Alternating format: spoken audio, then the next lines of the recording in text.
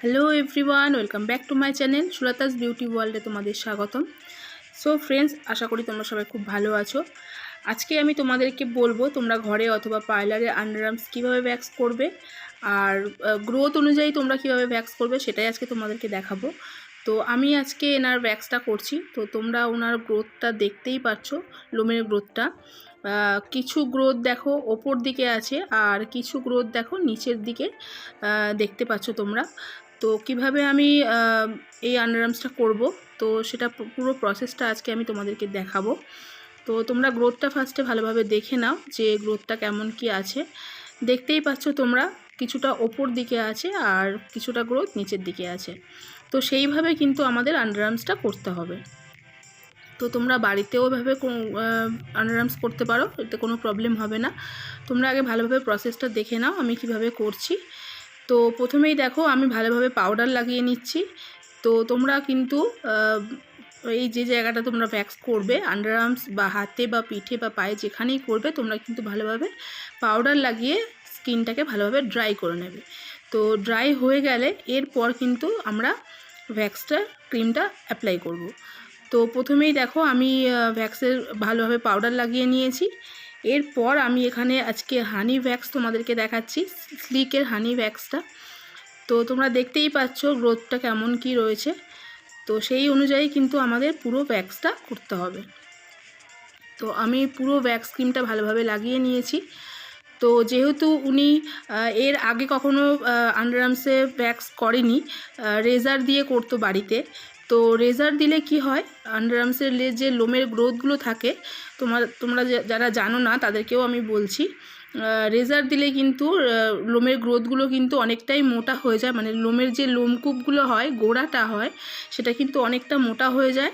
আর লোমের গোড়া থেকে আর একটা লোম বেরিয়ে আসে, এতটাই মোটা হয়ে যায়। তো তখন কি হয়, ভ্যাক্স করলে কিন্তু পুরো সম্পূর্ণ গোড়া থেকে একেবারে ওঠে না। অনেকবার করার পর, মানে অ্যাপ্লাই করার পর তারপর কিন্তু লোমটা ভালোভাবে ক্লিন হয়। তো তোমরা দেখতেই পাচ্ছ ফার্স্টে টানটা কিন্তু আমি সাইড থেকে দিয়েছি। তো যেহেতু লোমের গ্রোথটা সাইডের দিকে ছিল, তো এই কারণে আমরা অপোজিট থেকে তুলব। এরপর দেখো বাকি লোমটা আমি ওপর দিক থেকে তুললাম। তো আমাদের লোমের গ্রোথটা কিছুটা ছিল সাইডের দিকে, কিছুটা ছিল ওপরের দিকে। তো এইভাবে কিন্তু আমরা যেদিকে লোম থাকবে গ্রোথটা, তার অপর দিকে আমরা কিন্তু টানটা দেব। তো দেখো আমি পুরো আন্ডারআর্মসটা করেছি, কিন্তু এখনও ভালোভাবে ক্লিন হয়নি, যেহেতু ও রেজার দিয়ে করতো। তো যে গ্রোথগুলো মোটা থাকে সেই জায়গাগুলো রয়ে যায়। তো সেই জায়গাগুলোতে আমাদের আবার ট্রাই করতে হবে। যেহেতু ওনার গ্রোথটা কি ছিল, ওপর দিকে কিছুটা নিচের দিকে কিছুটা, তো এই কারণে কিন্তু ভালোভাবে ক্লিন হয়নি। তো এই গ্রোথগুলো কিন্তু আমাদের ভালোভাবে করতে হবে। আর আমরা কিন্তু 2 থেকে 3 বার কিন্তু আমরা অ্যাপ্লাই করতে পারবো ক্রিমটা। এরপর কিন্তু করলে জায়গাটা কিন্তু অনেকটা লাল হয়ে যাবে আর জ্বালা করবে। তো তোমরা চেষ্টা করবে পুরোটা কিন্তু একেবারে তোলার। আর যদি লোমের গ্রোথটা দেখো যে এই সাইড বা ওই সাইড রয়েছে, তো সেইভাবে কিন্তু আমাদের ফার্স্টে যেদিকে যেদিকে থাকবে সেই দিকে লোমটা আমাদের তুলতে হবে। তো দেখো পুরোটা ক্লিন করে নিয়েছি আমি, এবারে পুরোটা উঠে এসছে লোমটা। তো তোমরা দেখতেই পেলে আমি কিভাবে করলাম। তো একই প্রসেসে আমরা আরেকটা আন্ডারআর্মস দেখো আমি এখানে করছি। তো এই আন্ডারআর্মসের লোমগুলোও তোমরা দেখতে পাচ্ছ যে কিছুটা ওপর দিক রয়েছে আর কিছুটা সাইড দিক রয়েছে। তো এই যখন আমরা এই আন্ডারআর্মসটা করব, তখন কিন্তু আমরা সাইডের দিকটা থেকে আমরা অপোজিট দিক থেকে টান দিয়ে কিন্তু স্ট্রিপটা ভালোভাবে তুলব।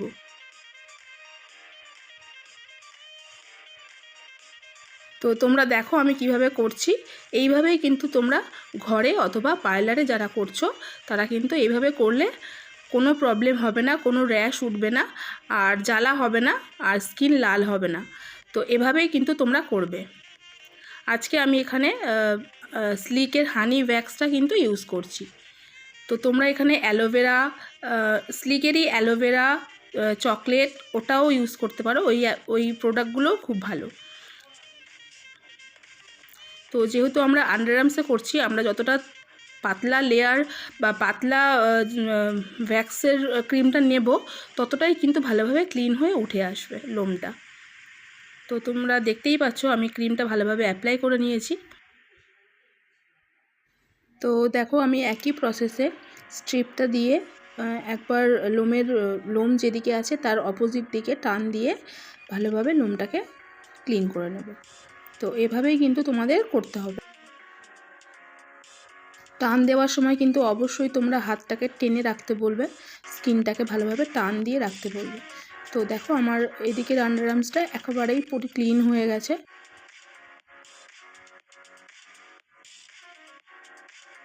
তো দেখতেই পাচ্ছ পুরো সম্পূর্ণ ক্লিন হয়ে গেছে। তো এভাবেই তোমরা কিন্তু বাড়িতে করবে।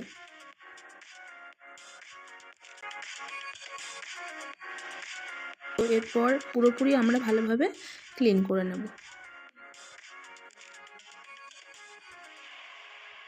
আন্ডারআর্মসটা কিন্তু খুব সেন্সিটিভ জায়গা। তো যখন আমরা ক্রিমটা অ্যাপ্লাই করব তখন কিন্তু খুব সাবধানে তোমরা অ্যাপ্লাই করবে। বেশি গরম দেবে না, আবার বেশি ঠান্ডা দেবে না, তাহলে কিন্তু বেশি ঠান্ডা দিলে তোমরা মানে ওটা ক্রিমটা অ্যাপ্লাই করতে পারবে না। আর বেশি গরম দিলে কিন্তু পুড়ে যাওয়ার চান্স থাকে। তো তোমরা নর্মালভাবে মানে যেমন অল্প গরম অল্প ঠান্ডা এইভাবেই কিন্তু তোমরা অ্যাপ্লাই করবে। আর যতটা পারবে লেয়ারটা কিন্তু পাতলা করে লাগানোর চেষ্টা করবে। তো এইভাবে দিয়ে আমরা অপোজিট দিকে ভালোভাবে স্ট্রিপটাকে টেনে নেব।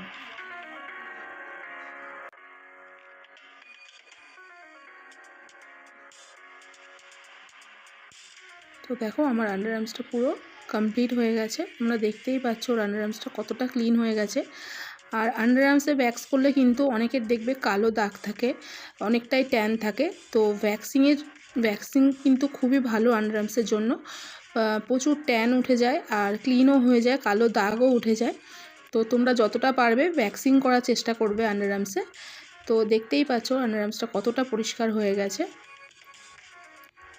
তো এটা আমার ফাইনাল রেজাল্ট। তো তোমাদের যদি ভিডিওটা ভালো লাগে তো অবশ্যই তোমরা একটা লাইক করে দিও। আর আমার চ্যানেলে যারা নতুন আছো প্লিজ আমার চ্যানেলটাকে সাবস্ক্রাইব করে রেখো নতুন নতুন ভিডিও পেতে।